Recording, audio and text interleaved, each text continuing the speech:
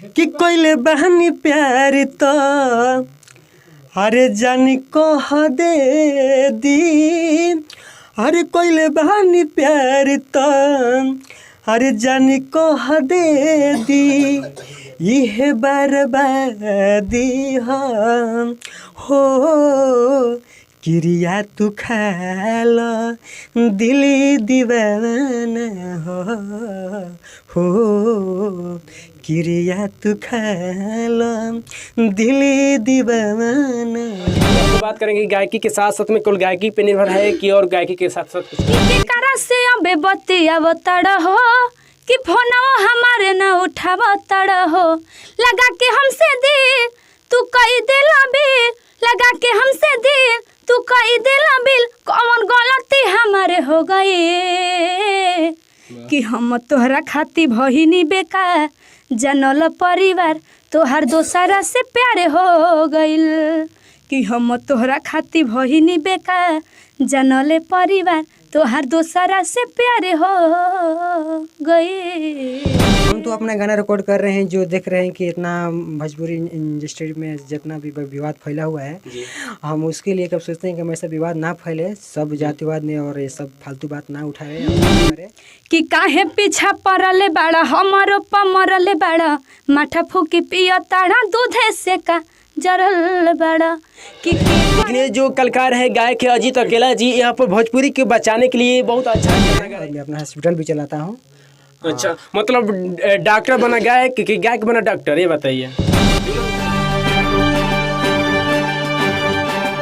नमस्कार, मेरा नाम शिवम सिंह है और आप अभी देख रहे हैं हम सफ़र लाइव न्यूज। अभी हम काशी रिकॉर्डिंग स्टूडियो कोचस में हैं और यहाँ पर गाना रिकॉर्डिंग हो रहा है, जहाँ पर एक सिंगर है अजीत अकेला जी और संग में प्रीति तराना। यहाँ पर लग रहा है कि डुएट गाना रिकॉर्डिंग हो रहा है। आइए इनसे बात करते हैं कि सबसे पहले आपका परिचय दीजिए। हाँ, मेरे श्रोता सुनैया और हम सबके हम परिचय को प्रणाम करते बनी। और मैं अजीत अकेला सिंगर और मैं एक अभी आपको रिकॉर्डिंग स्टूडियो में उपस्थित है और इससे पहले जानने की कोशिश करें कि कौन सा गाना की रिकॉर्डिंग आप कर रहे हैं। हम तो अपना गाना रिकॉर्ड कर रहे हैं, जो देख रहे हैं कि इतना भोजपुरी इंडस्ट्री में जितना भी विवाद फैला हुआ है, हम उसके लिए कब सोचते हैं कि हमेशा विवाद ना फैले, सब जातिवाद में और ये सब फालतू बात ना उठाए और नहीं करे।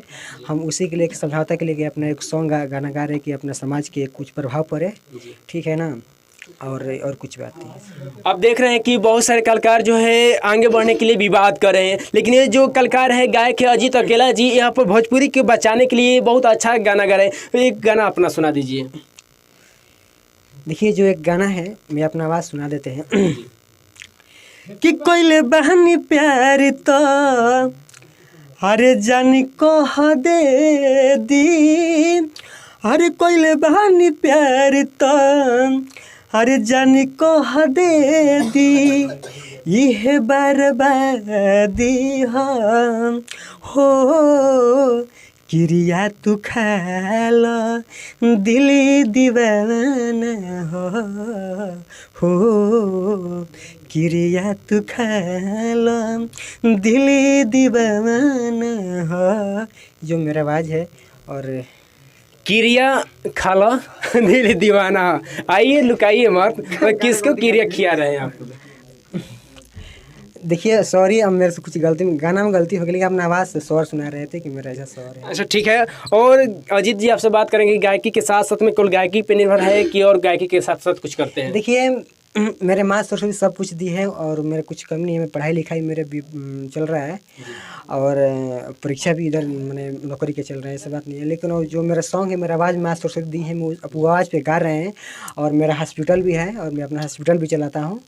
अच्छा, मतलब डॉक्टर बना गायक कि गायक बना डॉक्टर, ये बताइए, दोनों में कौन हुआ? देखिए, जो मेरा जितना भी मैं काम उठा के चला हूँ अपना, जो जिससे कि मेरा जो हॉस्पिटल में उससे मेरा जो पैसा प्रोफाइट होता है, जो कुछ भी, तो अपना जो सॉन्ग गाते हैं ताकि मेरे घर परिवार से चल सके। ठीक है, चलिए, आपसे मिलकर बहुत अच्छा लगा। और यहाँ पर उपस्थित है प्रीति तराना जी, आप क्या कहना चाहिएगा? इस रिकॉर्डिंग में आपका कौन सा गाना रिकॉर्डिंग हो रहा है? सबसे पहले हम सफ़र लाइव न्यूज़ जितने भी देखने वाले हैं सभी लोगों को प्रणाम है, और चैनल को जो सब्सक्राइब नहीं किए हैं प्लीज़ सब्सक्राइब कर लीजिए। और यहाँ पर हम और इनका डुएट गाना हो रहा था, तभी आप लोग आए। और वो तो देखे मेरे आप दोनों के रिकॉर्डिंग हो रहा तभी तो हम देख कर आए यहाँ पर। तो कौन सा गाना रिकॉर्डिंग हो रहा था? गाना कोई भी सुना दीजिए अपना। कोई भी देखिए, अभी तो फिलहाल में एक पवन भैया का गाना चल रहा है, इतना मार्केट है। जी जी। कि काहे पीछा पड़ले बाड़ा, हमारो पमरले बाड़ा, माठा फूकी पिया ताड़ा, दूधे से का जरल बाड़ा। देखिए एक मेरा सॉन्ग था कि के करा से अबे बतिया बताड़ा हो, कि फोनो हमारे न उठावा ताड़ा हो, लगा के हमसे दिल तू कई दिला बिल, लगा के हमसे दिल तू कई दिला बिल, कौन गलती हमारे हो गई कि हम तोहरा खाती भहिनी बेकार, जनल परिवार तोहर दोसरा से प्यारे हो गइल, कि हम तोहरा खाती भहिनी बेकार, जनल परिवार तोहर दोसरा से प्यारे हो गए। अब देख रहे थे हम सफल लाइव न्यूज और आवाज़ कितना अच्छा है आप लोग देख चुके हैं। अब रिक्वेस्ट करेंगे आप सभी से कि इन सबको सपोर्ट करिए और आगे बढ़ाइए, और मिलते हैं फिर किसी नेक्स्ट वीडियो में। तब तक के लिए धन्यवाद।